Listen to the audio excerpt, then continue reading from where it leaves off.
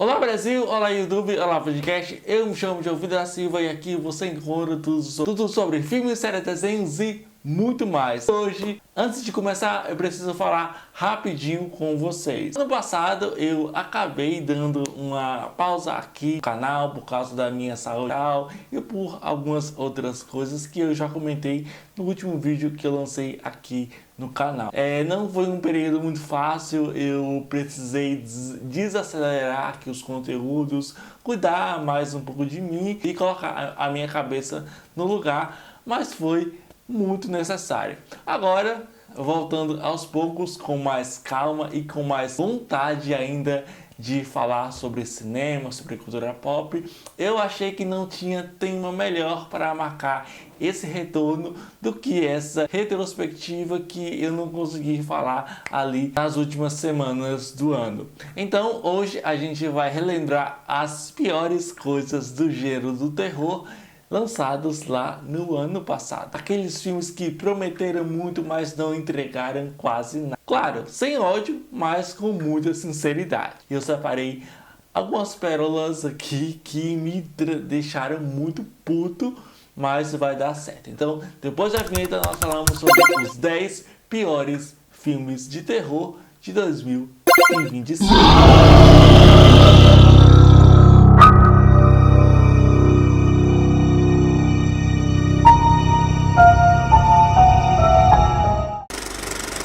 Começamos aqui com uma produção brasileira de terror que também mescla aqui com suspense, que me decepcionou em tantas camadas que eu fico até sem jeito de falar aqui. Me perdoe, jovem nerd, mas A Própria Carne foi uma das coisas mais inacreditáveis e imbecis que eu já assisti. Claro, esse não é um filme do Jovem Nerd, mas é um tal de Ian SBF, e tendo aqui um dos meus dubladores favoritos, antagonista dessa história, eu queria ver algo muito mais coeso e algo muito melhor. Tecnicamente e visualmente o filme sim, ele acerta, mas a parte da história mesmo, que era, né, para chamar a atenção, chega a ser totalmente desperdiçada, maçante, entupida de recursos narrativos baratos e pouco satisfatórios. O filme tem tantas fragilidades, como entupir uma coisa social que não faz valer a pena você se envolver com a história.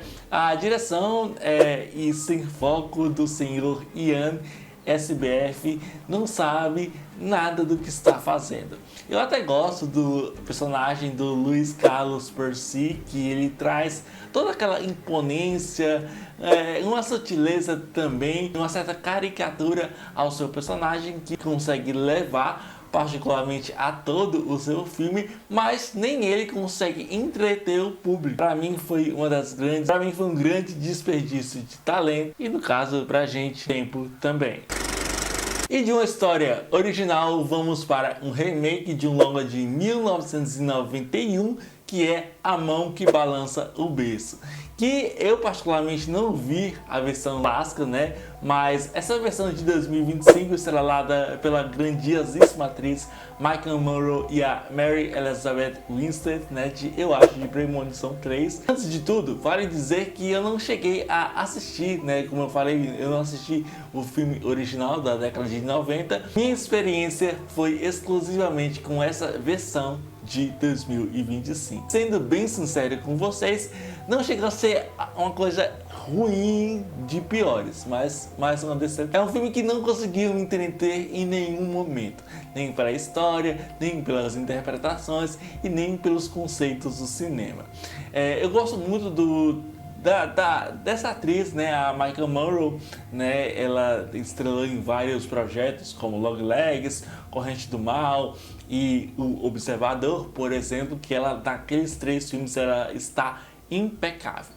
Mas aqui nem ela consegue salvar a experiência. Inclusive esse filme me lembrou muito aquele filme da Anna Kendrick, Simplest Favor, acho que é esse o nome. A narrativa ela é completamente descompensada. parece nunca encontrar o seu ritmo próprio na narrativa. A montagem ela demora demais para engrenar, torna o que deixa tudo ainda mais maçante, arrastado e sem fluidez. E no fim das contas, para mim esse é um filme extremamente convencional, sem identidade própria ou qualquer elemento que realmente se destaque.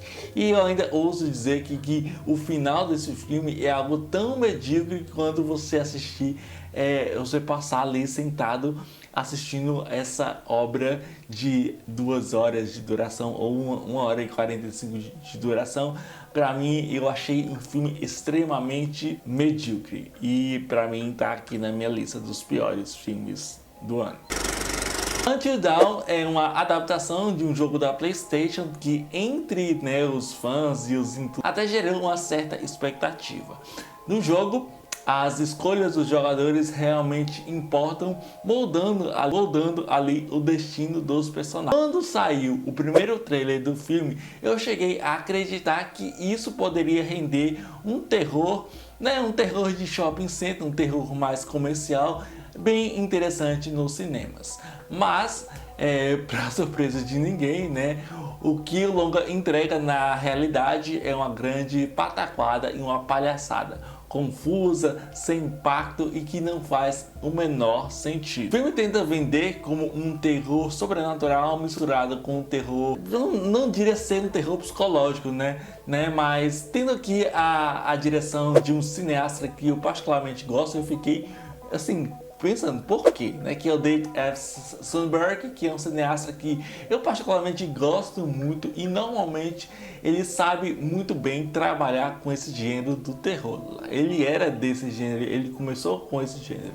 Aqui ele acompanha um grupo de jovens em que o ponto de partida é a busca de uma das personagens por sua irmã desaparecida. A partir disso, eles passam a seguir pistas e acabam presos em uma espécie de jogo mortal, onde teoricamente cada escolha deveria ter suas consequências. É um filme muito simples, poderia gerar uma coisa legal, uma coisa interessante, e eu digo teoricamente porque essa ideia só funcionaria se realmente existisse um roteiro que realmente sustentasse esse tipo de narrativa, o que definitivamente não acontece nesse longa aqui. Tudo é muito previsível, tudo é muito precário. A protagonista, que é vivida pela atriz Ella Rubin, que ela vive aqui a Clover, e cercada por personagens que são basicamente arquétipos e tipos de personagens clichês que você já viu em qualquer tipo de terror desses mais comerciais, esse tipo de terror mais de shopping center, Principalmente aqueles popularizados por grandes franquias do gênero, como Invocação do Mal, slashers cheios de arcos previsíveis, e isso até poderia funcionar. Mas o filme ele é totalmente descompensado. A montagem ela é caótica, sem ritmo, sem nada a oferecer. A fotografia ela exagera nas cenas escuras a ponto de atrapalhar demais a nossa experiência. E a direção do David F. Sandberg parece muito perdida. Talvez não por culpa dele, mas talvez tenha aí uma intervenção de estúdio. Entender qual é o verdadeiro foco da história, especialmente com esse recurso de loop temporal, onde os personagens revivem as mesmas situações repetidamente, algo que começa a cansar mais do que criar atenção, o que deveria ser o ponto da narrativa.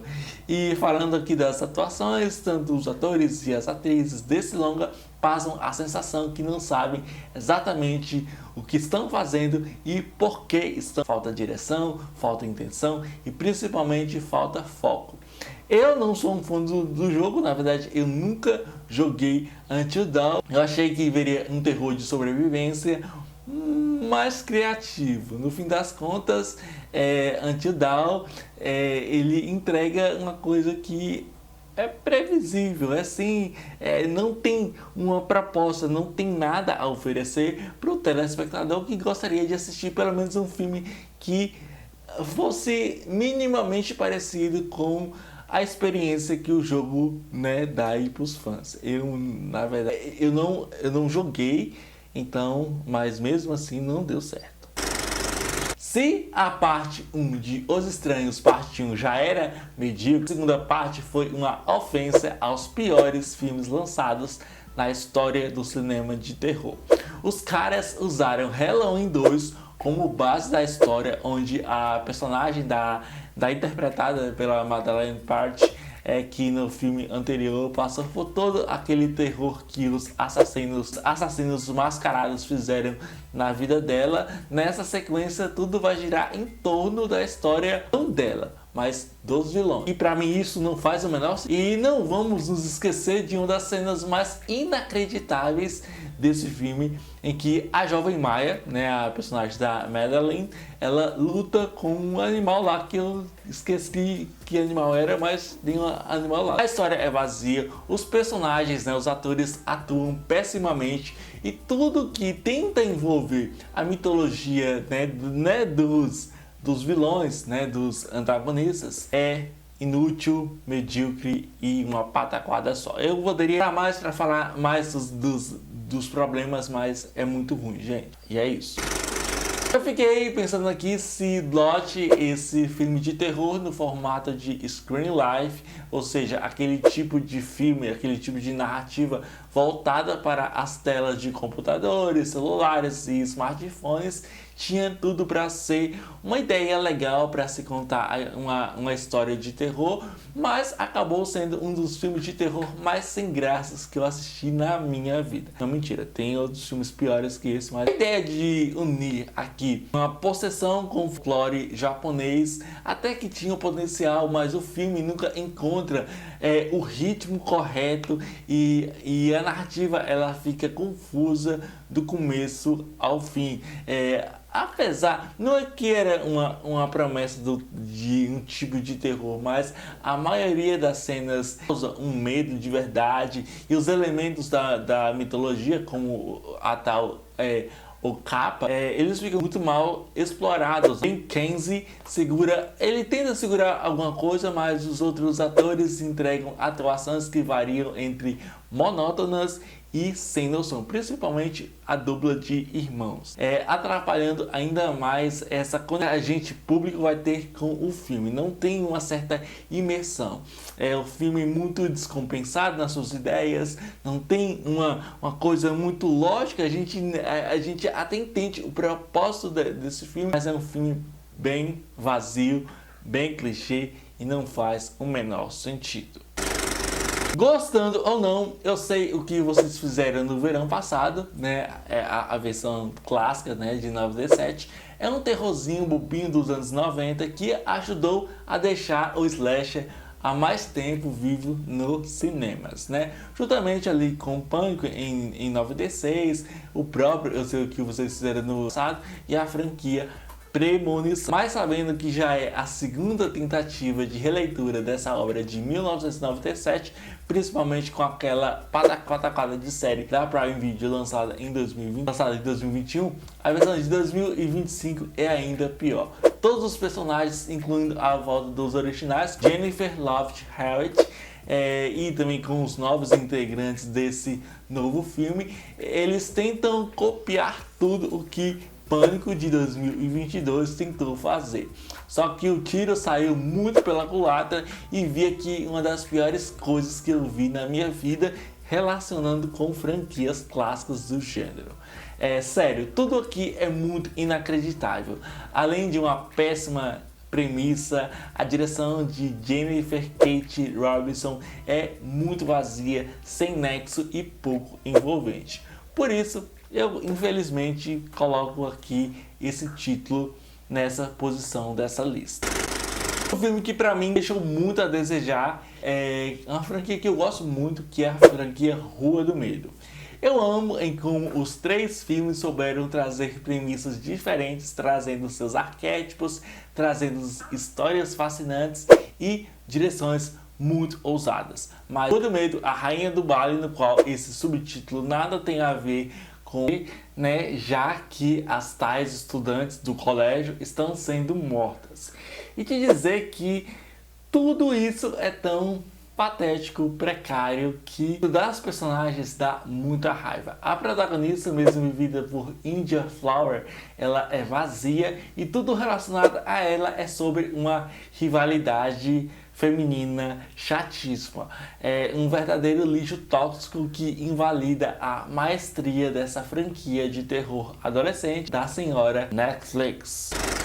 Em terceiro lugar, temos uma produção de terror sobrenatural e suspense que se chama Presente Maldito, que é dirigido por Brian Bertino, que é o cineasta de alguns filmes de terror e suspense, né? Eu acho que o grande filme dele é Os Estranhos, lançado em 2008, o filme que abriu aí essa franquia, né? E é estrelado por Dakota Fanning, que mais uma vez demonstra o seu vazio na sua interpretação. E diferente da sua irmã, a Elle Fanning, aqui ela não faz absolutamente nada no filme. Presente Maldito começa com uma premissa muito curiosa, uma premissa que eu já vi sendo bem retratada em melhor. Polly recebe uma caixa misteriosa com instruções sinistras. Ela tem que colocar algo que ela precisa, algo que ela odeia e algo que ela ama, que vai ser ali colocado, né, dentro daquela caixa, sob pena de tudo ao seu redor, né, e tudo sendo ali destruído. A ideia, ela tinha um potencial para ser um terror sobrenatural, claustrofóbico, algo no estilo de Hereditário, A Bruxa, uma coisa mais sombria, né? A presença da atriz Dakota Fanning, ela como essa protagonista lutando contra essas forças desconhecidas, também parecia ali uma premissa, né, que poderia dar certo. Parece que o filme ele se perde completamente nas suas próprias ideias. Ele bota muita coisa, mas ele não sabe desenvolver essas coisas que ele vai colocar, né? A direção ela é extremamente mal executada, nada que faz muito sentido, na verdade tudo é muito, tipo assim, é uma coisa meio piloto automático, as atuações são ruins demais e reforça a sensação de que ninguém sabia o que estava sendo feito no filme, sabe? Eu não acho esse diretor Brian Bertino bom, né?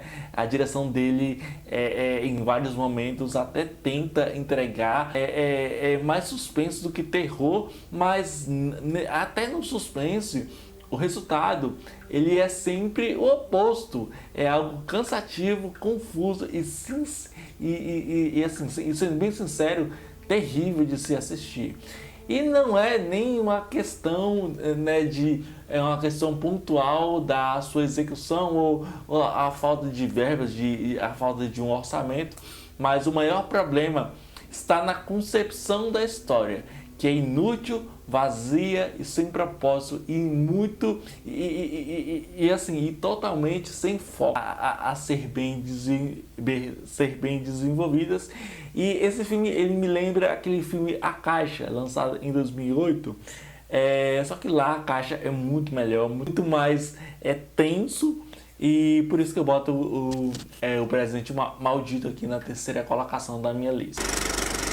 Um filme que eu assisti no ano passado nos cinemas, acreditando que seria um terror de exorcismo, né? Um terror farofa de exorcismo, é esse tal O Ritual, um dos filmes mais mal produzidos que eu lembro de ter assistido há muito tempo. O nome O Ritual já tem uma porcarada de filme, mas O Ritual é mais um exemplo de como o cinema de exorcismo continua preso a fórmulas passadas. E pior, sem entender por que essas histórias já funcionaram um dia. O filme tenta resgatar a seriedade do terror religioso clássico, mas acaba entregando algo cansativo, repetitivo e completamente sem impacto, e claro, né, se influenciando e pegando referências a vários clássicos desse tipo de filme, como O Exorcista, um pouco sobre o exorcismo. A narrativa, ela segue todos os passos que a gente já conhece sobre esse tipo de filme, né? Fé em crise, coisa que o Exorcista já fazia e muito melhor, possessão demoníaca, embates verbais intermináveis e rituais que deveriam ser intensos, mas nunca são. O problema, pelo menos na minha opinião, é que o filme não constrói atmosfera, não cria tensão e parece confiar apenas no peso do tema religioso para tentar sustentar a sensação de medo, né? O que, gente, não funciona mais, não dessa forma. A direção, ela é muito engessada, sem criatividade visual ou senso de urgência. Tudo aqui é filmado de uma forma muito burocrática, né? Como se estivesse apenas cumprindo tabela dentro desse subgênero do terror. Os diálogos são repetitivos e impedem qualquer profundidade emocional no longa. O arco do personagem existe no papel, mas nunca se concretiza de forma convincente. E no final ali temos a atriz Ashley Greene, né, que é a mulher possuída, que acaba sendo uma das maiores vítimas do filme. Ela tá horrível nesse filme, né? Horripilante não no sentido do terror, porque não no sentido do terror, mas no sentido dela ser muito ruim, né? Falta construção psicológica, história seria vazia, algo que já vimos várias vezes na história do cinema, principalmente nesse tipo de filme. E assim, há outros atores e atrizes, mas só desses três já vemos que a qualidade já diz sobre os demais. É um dos piores filmes que eu vi esse ano. Eu até poderia botar ele no top 1, mas calma que tem coisa pior que esse aqui.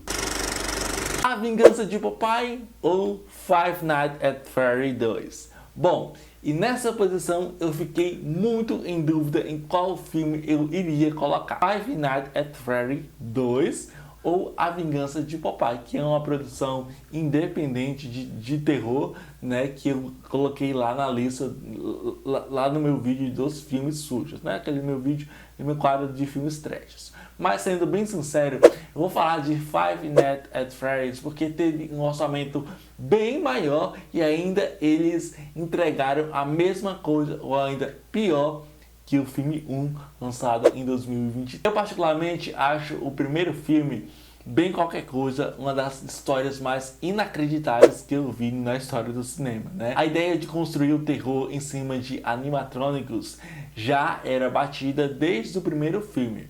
Então não existia um motivo real para você fazer uma segunda, uma continuação, né? E assim, dependendo de Hollywood, eles vão fazer mais e mais, né? Em FNAF 2, tudo fica ainda mais descompensado. A narrativa é confusa, o ritmo é irregular e o filme parece existir apenas por obrigação comercial, ou seja, ele só existe porque eles queriam fazer uma sequência. Em vez de tentar corrigir os erros do primeiro filme, que eles não fazem isso, a continuação só amplia os problemas e entrega uma experiência ainda mais vazia e sem impacto emocional e também sem impacto cinematográfico. São novamente da diretora Emma Tammi, que traz ainda mais ideias fúteis, inacreditáveis e que não faz o menor. Eles resolvem trazer uma mitologia que não faz muito sentido e nem o gostoso do Josh Hudson foi suficiente, porque aqui eles, lá no primeiro filme, vocês lembram que era mais a história do Josh Hudson e a questão do trauma dele, né? E aí eles trocam o protagonismo e para mim foi uma grande imbecilidade do gênero do terror e um dos filmes mais inacreditáveis. Eu poderia também acrescentar aqui um outro filme que eu vi ontem, que se chama Him, né, ou Goat, né, que é uma produção produzida pelo Jordan Peele, mas eu fiquei pensando, será que tipo assim, eu não achei ele pior do que todos esses 10 filmes, mas eu também não gostei da ideia, sabe? É um filme é um terror de esporte, é um drama de esporte, é um suspense de esporte. O que que é aquilo? Eu não vou colocar ele aqui nessa posição porque, sei lá, eu não necessariamente odiei o filme, mas eu também não achei muito bom. Se eu for abrir aqui para falar isso não faz muito sentido, porque tem filmes de baixo orçamento que poderiam render ideias maravilhosas, mas sei lá, esse aí é o meu top 10 dos piores filmes de terror de 2025. Lembrando que eu ainda vou lançar a lista dos melhores filmes geral e talvez eu lance aí a lista dos melhores filmes de terror do ano passado. Eu ainda não sei. Se eu conseguir postar pelo menos a lista dos piores geral e dos melhores geral do ano passado, aí a gente finaliza. E além disso, eu quero também continuar a maratona aqui dos vídeos de estreias, né, de prévias. Ainda falta muitos outros vídeos, né, dramas e suspense, fantasia e aventura, a segunda lista de terror, comédia, musical, enfim, vai ter um conteúdo, mas eu vou, conforme eu ver o interesse de vocês, aí eu vou postando esses vídeos aí para vocês. Então, é isso aí. Se você gostou desse vídeo, deixe um like, se inscreva no canal e ative o sininho de notificações para ser notificado sempre que eu postar um vídeo aqui novo no canal. Siga as minhas redes sociais, né? Se você gosta de cinema, se você gosta de filmes. E é isso aí. Muito obrigado. Até a próxima. Jota Críticas. Valeu. E até a próxima.